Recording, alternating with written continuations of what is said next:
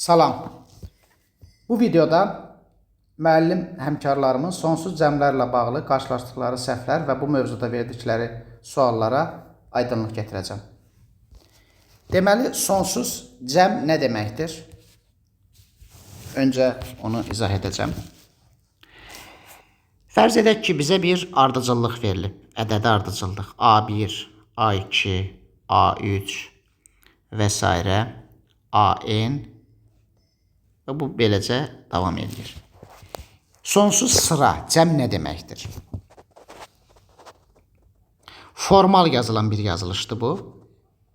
K dəyişir birdən müsbət sonsuzluğa, A qalar. Yəni A1 plus A2 plus A3 və s. sonsuza qədər gedir bu. İndi sonlu sayda ədədi toplamağın nə demək olduğunu bilirik. Amma sonsuz sayda ədədi toplamaq nə deməkdir? Onu izah edəcəm. Və burada edilən səhvləri də izah edəcəm. Nə deməkdir sonsuz sayda ədədi toplamaq? Tərifi yəni.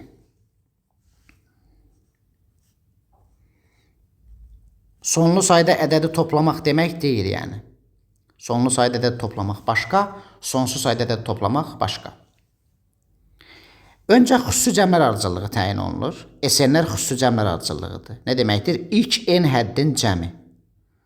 Bu orta məktəbdə də keçilir. Buna SN deyirik. Deyir ki, əgər limit SN varsa, sonlu bir ədəddirsə, yəni bir həqiqi ədəddirsə, buna biz bir sırası deyək. Olarsa, onda deyirlər ki,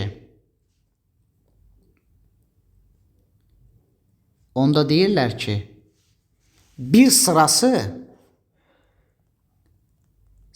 yığılandır və S ədədi də bu sıranın cəmidir.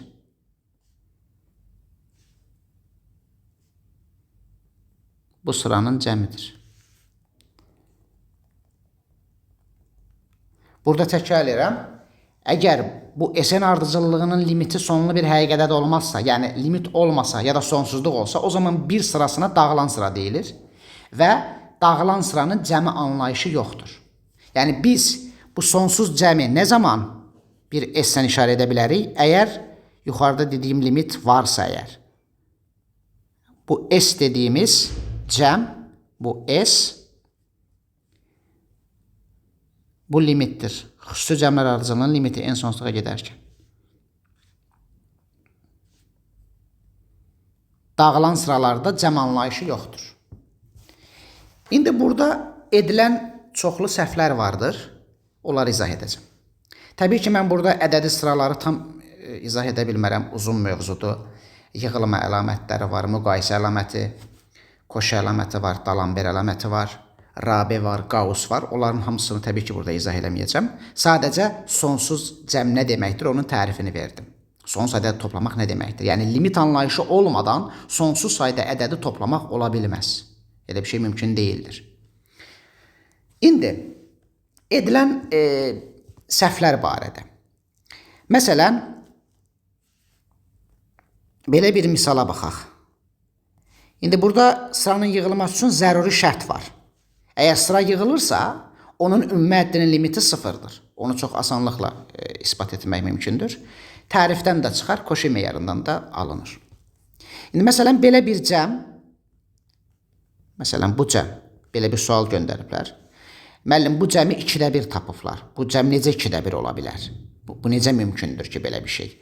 Bu sıra yığılmır. Niyə yığılmır? Bu sıra mənfi 1 üstündə n plus 1'dir. N dəyiş, K yazdım. Fərqi yoxdur. Cəmləmə indeksini istədiyinizi seçə bilərsiniz. K dəyişir birdən müsbət sonsuzluğa.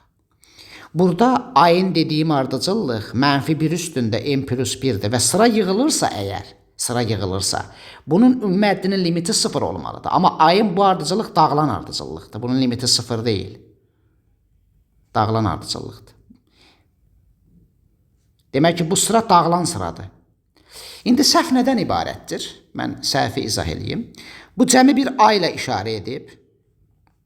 Bu cəmi bir A ilə işarə edib. Bu cəmi bir A ilə işarə etmək olmaz. Niyə olmaz? Çünki sadəcə yığılan sıraların cəmi anlayışı var. Dağılan sırada cəm anlayışı yoxdur. İndi bu qarşısına 2 dənə 0 yazmaq, təbii ki, absürt bir şeydir bu. Tərəf-tərəfə toplayıblar, 1 əldə ediblər, A bərabərdir 2-də 1. Səhv hardadır? Səhv bu qırmızıladığımdadır. Bunu bir A ilə işarə etmək olmaz. O sıra dağılan sıradır. İndi müəllim həmkarlardan belə bir sual da gəldi. Burada Sezaro cəmlərindən bəhs edirlər. Bunun Sezaro mənada cəmidir. Birincisi, bunu A ilə işarə edəndə burada Sezaro, əgər işarə etsə Sezaro deyilməlidir. İkincisi də Sezaro deyil o əslində. O Feyer cəmləridir. Lipot Feyer Macar riyaziyyatçısı 1904-cü ildə daxil edib. Feyer cəmləri riyazi analizdə çox geniş istifadə olunur. Yəni, məsələn, bir funksiyanın Fourier sırası adi mənada yığılmır, amma Feyer mənada yığıla bilir. Yəni, önəmlidir. Mən onları indi Feyer cəmlərini də izah edəcəm. Ümumiyyətlə, sonsuz sayda ədədi toplamaqla sonlu sayda ədədi toplamaq eyni şey deyil. Məsələn, sonlu cəmdə toplananların yerini istədiyiniz cür dəyişsəniz, cəm dəyişməz. Amma sonsuz cəmdə bu keçərli deyil. Şərti yığılan sıralar üçün Koşi teoremi var. Üzr istəyirəm, Riemann teoremi var. Şərti yığılan sırada. Nə deyir Riemann teoremi? Riemann teoremi deyir ki, əgər sıra şərti yığılırsa, məsələn, bu cəm, bu şərti yığılan bir sıradır. Mənfi 1 üstündə n plus 1 bölünsün n. Şərti yığılan nə deməkdir? Özü yığılır, amma mütləq dəyərlərdən ibarət sıra dağılır. Məsələn, bunun mütləq dəyərlərdən ibarət sıra 1 bölən olacaq, bu dağılan sıradır. Harmonik sıradır. Koşi meyarından sıranın yığılması üçün Koşi kriteriyasından istifadə edərək çox asanlıqla ispat edə bilərsiniz ki, bu dağılan sıradır. Və dağılan sıra üçün cəm anlayışı yoxdur.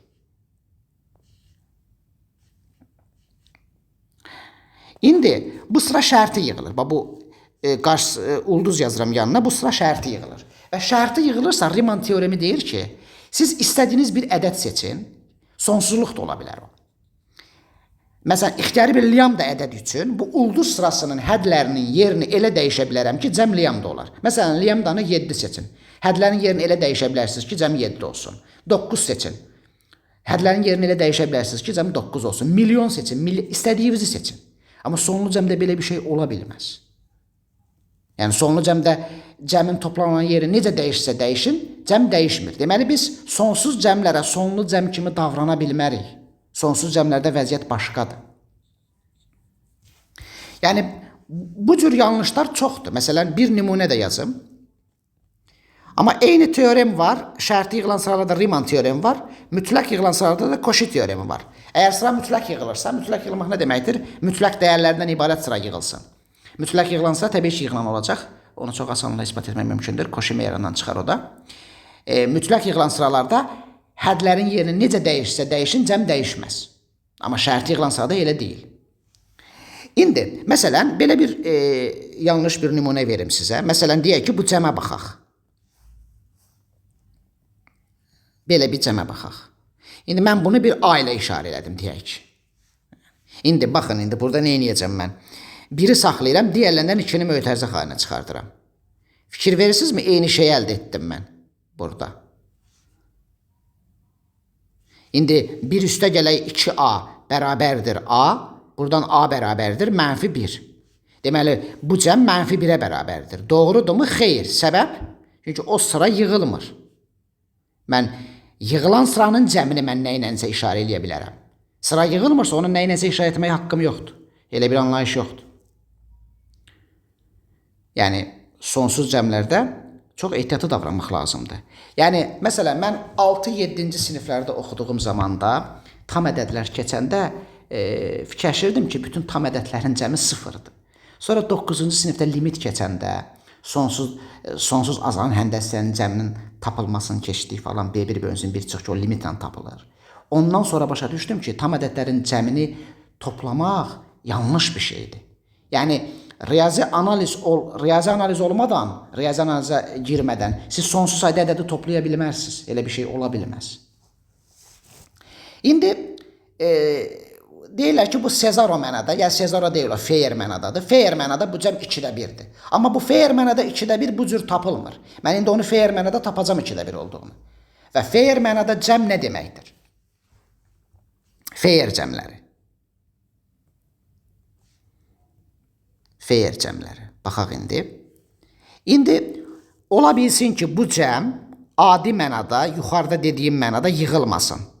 Bu sıranın cəmi olmasın. Yəni limit SN olmaya bilər. Əgər limit SN olmasa, bu sıra, bu bir sırası yığılmır deyirik. İndi fair nə eləyib? 1904-cü ildə belə bir şey eləyib. Bunların ədədi ortalamasını götürüb. Xüsusi cəmlərin ədədi ortasını götürüb bunu. Və deyib ki, bu limit varsa əgər, sigma n'lərin limiti varsa, o zaman bu bir cəmi ona bərabər olsun. Bu da olsun sigma. İndi biz bunu yazdığımız zaman, burada diqqətli olmaq lazımdır. Bu cəmi yazdığımız zaman bərabər sigma, mötərizədə f yazarıq, fair yazarıq. Fair mənada cəm sigmadır. Adi mənada sigma deyil o. Və bu çox geniş tətbiq olunur riyazi analizdə. İncə dediyim kimi, elə funksiyalar var ki, onu Fourier sırasına ayırdığımız zaman həmin Fourier sırası yığılmır. Amma fair mənada yığılır. İndi mən bu cəmi fair mənada tapacam. Bu cəm fair mənada nəyə bərabərdir? İndi deməli S1 nə olur? S1 olur 1. S2 nə olur? 0. İlk iki ədədin cəmi. S3 nə olur? 1. S4 nə olur? 0. İndi diqqətlə baxsaq görərik ki, deməli bu SN-lər tək indekslərdə 1 olur, cüt indekslərdə də 0 olur. İndi sigma n'ləri tapaq. Sigma n'lər nəyə bərabərdir? Sigma 2 n'ləri tapaq. Sigma 2 n'lərdə biz S1, S2 və s. S2 n'ləri tapacağıq. Böl 2n. Bu surətdə deməli n 2n sayda ədəd var.